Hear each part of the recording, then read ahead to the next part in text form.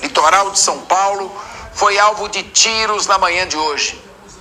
2 policiais estavam no local. Felizmente, suas vidas foram poupadas porque eles não foram atingidos. Segundo apurou o repórter da Jovem Pan, David de Tarso, o âmbito das conversas entre os policiais está todo girando em torno do receio de uma nova onda de ações do PCC, que pode ser desencadeada a qualquer momento. O ataque acontece após o PCC planejar matar policiais penais, os guardas penitenciários, em represália a restrições contra Marcola. Guilherme Mendes, vou começar com você, porque você ia falar, não mudamos de tema. Guilherme Mendes, a que ponto nós chegamos? Criminosos, bandidos presos, ameaçando a vida dos policiais, das forças constituídas de segurança e proteção da sociedade.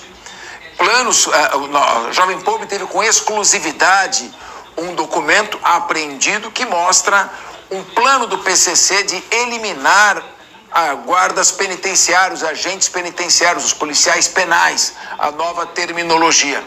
E somente esse ano o Ministério Público de São Paulo, numa excelente operação com a Polícia Civil, com a Polícia Militar, prendeu 8 bilhões de reais do primeiro comando da capital. Há um promotor, o Dr. Lincoln Gaquia, que vive cercado de policiais porque é ameaçado de morte por ter pedido a transferência de Marcola para um presídio de segurança máxima em Brasília.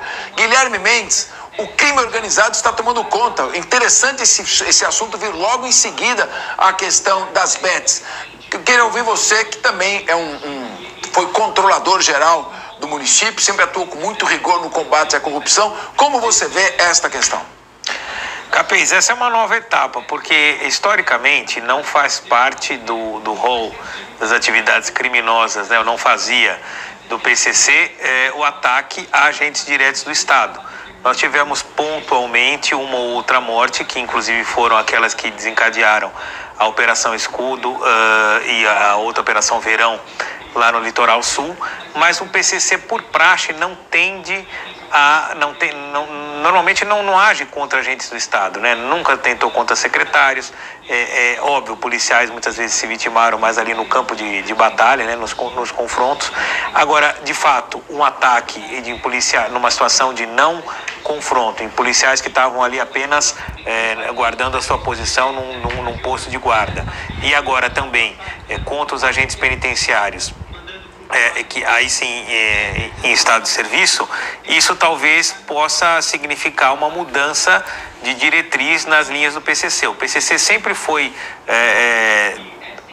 tradicionalmente conhecido por tentar pacificar os seus territórios com base nas suas leis próprias, né? Nos seus territórios em que eles atuam com droga, com roubo e tudo mais. Tanto é que muitas das periferias a população até gosta da intervenção, dada a ausência do Estado, gosta da intervenção do crime organizado, porque aquele pequeno delito, aquele roubo, estupro, isso simplesmente desaparece naquela comunidade, mas eles não propriamente chegavam a confrontar o Estado. Eles iam trabalhando na surdina com a lavagem de dinheiro, apropriação de contratos públicos, apropriação de empresas, como você muito bem colocou aqui. Para mim me preocupa porque atacar os agentes do Estado é sim uma decretação de guerra. E aí nessa guerra em que hoje, se de forma silenciosa já morrem milhares de pessoas aqui no estado de São Paulo e na cidade todos os meses, a gente fica muito preocupado que tipo de escalada esse confronto pode ter. Torço para que seja um caso isolado, apenas uma demonstração de insatisfação em razão das restrições impostas ao Marcola. Mas acho que a gente tem que ter um pouquinho mais de paciência e aguardar quais vão ser os próximos capítulos. Não creio que a gente possa cravar que o PCC vai vir para cima dos agentes do Estado. Olha, aparentemente, a gente não sabe ainda, não tem maiores informações, mas começou a vir essa tática, esse estratagema de desferir disparos contra unidades policiais é típica do primeiro comando da capital. Em maio de 2006 ele fez isso. por toda a cidade de São Paulo. Governador Tarcísio, é hora de agir com rigor, dentro da técnica do planejamento estratégico operacional das polícias, que são profissionais, sabem como fazer isso, evitando danos colaterais, mas sem se intimidar. Porque, Ricardo Rosso, quando foi realizada a Operação Escudo, com todas as apreensões e prisões que foram realizadas, teve gente que não parava de criticar a Operação Escudo. Então a polícia tem que ficar quietinha, de braço cruzado, esperando tomar o tiro? Capês, não, a polícia tem que reagir de forma inteligente. Para mim, esses tiroteios aí na base da polícia militar, que fica num bairro lá no Guarujá, chamado Vila Zilda, que é um bairro que tem uma predominância do PCC, pelo menos é o que se ouve falar muito lá no Guarujá. Eu que frequento aquela cidade sei bem disso. Então a Vila Zilda tem uma predominância do PCC, então isso é um recado direto. E o governador não pode fraquejar, o secretário de Segurança Pública, Derrite, não pode fraquejar, porque quando a criminalidade afronta a polícia, é um sinal de alerta vermelho. Está afrontando o cidadão, está afrontando o Estado democrático de direito. Então o Estado tem que reagir à altura. É isso que a gente espera do governador e do secretário de Segurança. Luiz Augusto Durso. Rapaz, a leitura do Guilherme é importante, né? São policiais que não estavam numa blitz, não estavam numa operação, estavam guardando o posto ali na guarita. E esse ataque injustificado sempre tem um recado, né? Lógico que imediatamente a gente faz a memória de 2006, que foi absurdo, e isso não pode majorar pontos. Espera-se que sejam dois aventureiros, autores que se equivocaram e não estão cumprindo ordens do alto escalão da organização criminosa, porque se isso for um recado direto e proposital, nós teremos tempos complicados. E aí, sem dúvida nenhuma, o Ricardo fala muito bem no sentido da importância da atuação do governador, do secretário de Segurança, do Dr. Nico, do Guerrite, todas essas figuras que sempre combateram com muito rigor a criminalidade, principalmente essa gratuita, essa sem muita justificativa, porque num confronto ainda se defende os lados, mas quando há um ataque assim, sem muita justificativa a agentes que não estão envolvidos nesse conflito direto, isso é muito preocupante. Esperamos, como eu disse, que seja um caso isolado e isso não se agrave, porque se agravar, o prejuízo, sem dúvida nenhuma, é para a sociedade, porque aí começa-se a testar forças dos agentes públicos, uma polícia em São Paulo muito séria, polícia militar, a Polícia Civil, que trabalha muito bem também, que pode agir com rigor para diminuir esses ataques. Mas a guerra começa e pode ser muito prejudicial. Esperamos que não se torne uma guerra. Agora, Priscila Silveira, é muito importante nesse momento a participação da Secretaria da Administração Penitenciária com informações, já que por dentro dos presídios que são, infelizmente, arquitetados alguns crimes, algumas empreitadas criminosas. Também, além da SAP, os presídios federais, o Ministério da Justiça, a Secretaria Nacional de Segurança Pública, é hora de uma união entre os órgãos de controle para verificar se esse foi um incidente isolado ou se há ligação com aquela carta que foi apreendida pelo Ministério Público ou pela polícia e a qual a Jovem Pan teve acesso. Como você vê nesse momento? Acho que não dá para... Nós temos que esperar, como disse o Durso, mas não dá para o Estado esperar.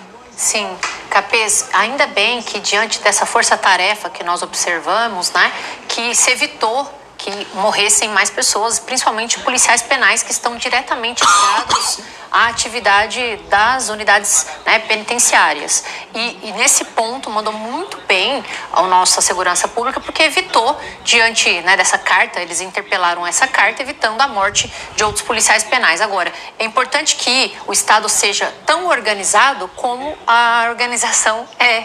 Eu digo isso porque eles são organizados de maneira a atacar determinadas pessoas e eu quero aqui deixar bem registrado, né, que, claro, violência gera violência, nem é isso que eu quero trazer, mas eu entendo assim, se foi um ataque, o Estado tem que, de alguma forma, reagir dentro da legalidade, claro, mas não pode ficar esperando outros ataques acontecerem, porque neste em específico, eles não pegaram ninguém, mas é possível que diante de outros, a gente tenha mais ou menos, como você disse, em 2006, que houve sim, né, ataques aí a membros de segurança pública que foram direcionados a determinada organização criminosa aqui de São Paulo e que virou aquele, né, inferno no ano de 2006, que eles atacavam tudo e todos. Agora, claro que se a gente sabe de onde vem, sabe como fazer. Nesse ponto eu quero dizer que o governador aqui do estado de São Paulo, né, o Tarcísio, ele tem sido bem incidente na luta contra o crime organizado, né? Ele tem feito bastante situações, batendo bastante nisso, fazendo com que esse crime organizado seja desmantelado de alguma maneira, mas é importante a gente dizer que é uma luta muito grande, né, Capês? Por quê? Por mais que o governador tente e esteja, né, fazendo com que nós tenhamos várias situações para poder amenizar essa estrutura do Estado, eu acho que vai muito mais além do que isso. Eu acho que a gente precisa de unir forças, como você bem disse, porque eles são estruturados e mais do que isso, eles têm dinheiro. Agora, o Ricardo Rose, pedir licença aqui ao Guilherme Mendes, porque o Ricardo Rose, Guilherme, ele é da região, ele é de Santos, então ele conhece a região. E ali, o Guarujá, ele, assim como o Rio de Janeiro, ele é favorecido pela geografia. O crime organizado se vê favorecido pela geografia. Tem morros, né, encostas onde os criminosos podem se esconder. Eu fui visitar algumas favelas na região e numa delas eu estava caminhando. Eu vi ali a questão de 20 metros, o pessoal armado, carregando, municiando as pistolas, ou seja, é como se fosse a coisa mais normal do mundo. E um amigo meu tentou ingressar nesta comunidade, o favela, sem pedir autorização, foi recebido a bala, a tiros. Então, a polícia pode entrar quando quer, é verdade, mas quando ela não está, é completamente dominado. Queria que você falasse um pouco desse cenário. Porque uma coisa que o Guilherme Mendes disse é verdade, quer dizer, eles controlam ali a criminalidade e não deixam haver roubo, furto. Uma vez eu estava andando numa comunidade e estava escrito assim: próxima vez que tiver roubo na quebrada, vamos chamar para responsa. Eles não deixam ter crime lá. Mas, por outro lado, eles exploram a miséria daquela população. Eles são obrigados a comprar o botijão de gás deles pagando mais caro, são obrigados a comprar nos estabelecimentos comerciais deles e assim por diante. Atuam como uma máfia que controla aquele local. Como você vê especificamente essa realidade no âmbito da Baixada Santista, onde a geografia favorece, a proximidade ali com o Porto de Santos, o tráfico internacional, enfim, a ligação com as organizações criminosas do Rio de Janeiro? Está perdida a situação lá na região da Baixada? Como é que está a situação? Olha, Capês, perdida não, sempre sou esperançoso e acho que a Operação Escudo foi um reflexo importante disso, que por acaso começou as investigações e todo um trabalho na região dessa Vila Zilda. Essa Vila Zilda é uma área bem complexa do Guarujá, como você disse, o Guarujá está ao lado de Santos e ali tem um canal de Santos, onde tem um porto. O Guarujá tem vários portos, portos secos, que a gente chama também, onde ficam os containers ali dos navios, enfim, tem uma operação grande, há um interesse do crime organizado muito grande, até porque o Porto de Santos é uma das principais portas de entrada do mundo para o Brasil, né? Do Brasil para o mundo, e ali tem muita droga, muita arma que entra, então tem todo um interesse do crime organizado em toda a região da Baixada Santista. E aí é que nós precisamos da presença do Estado. É triste, enquanto cidadão, ouvir isso, que é uma verdade que o Guilherme disse aqui, é uma realidade. Muitos cidadãos que moram em algumas comunidades até gostam desse apoio, dessa cobertura que o crime organizado dá por uma pseudo-segurança. Onde o Estado está falhando, o crime organizado faz ali uma certa segurança, que não permite que tenha pequenos furtos ali, estupros e tudo mais. É um negócio absurdo, mas é a completa ausência do Estado. Eu acho importante, por isso que aqui na Jovem Pan nós falamos muito na época da Operação Escudo, da presença e da atuação rápida e certeira da Polícia Militar, do Estado, da Secretaria de Segurança Pública, e nós não podemos deixar o crime organizado chegar ao ponto de nós pensarmos que na Baixada Santista não tem solução. Tem solução, o governo do Estado de São Paulo está atuando e tem que atuar mais fortemente.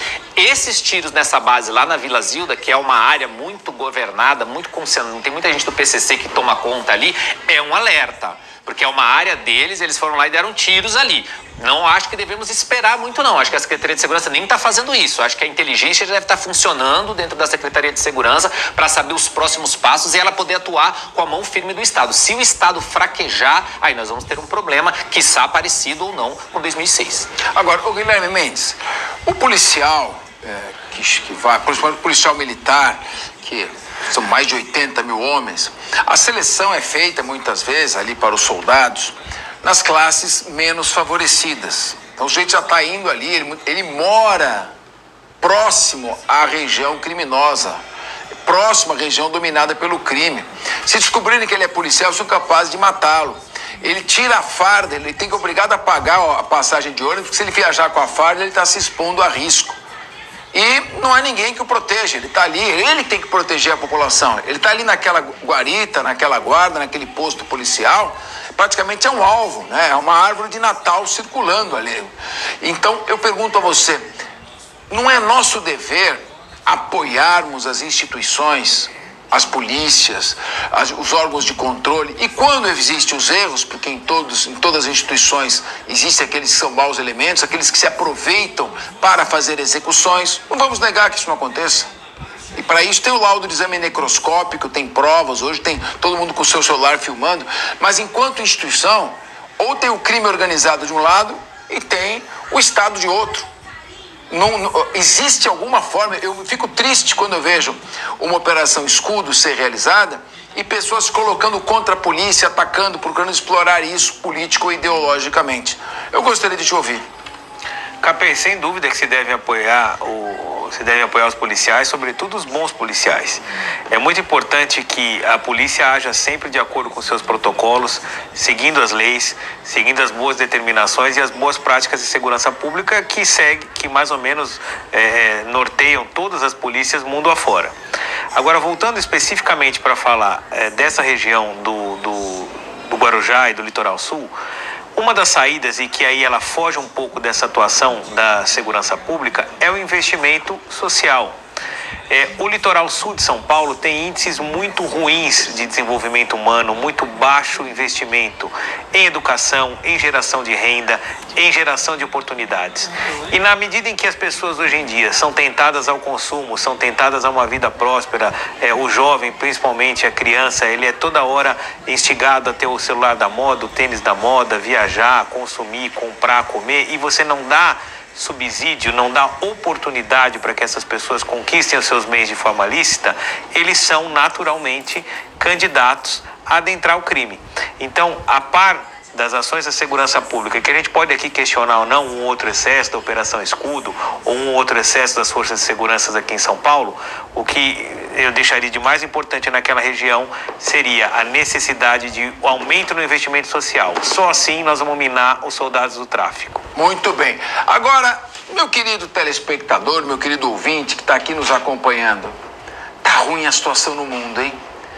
Guerra Rússia-Ucrânia. Eu sei que morreram aí mais de 600 mil soldados ucranianos e provavelmente uns 200 mil soldados russos, pelo menos nessa guerra, fora outras casualidades, enfim.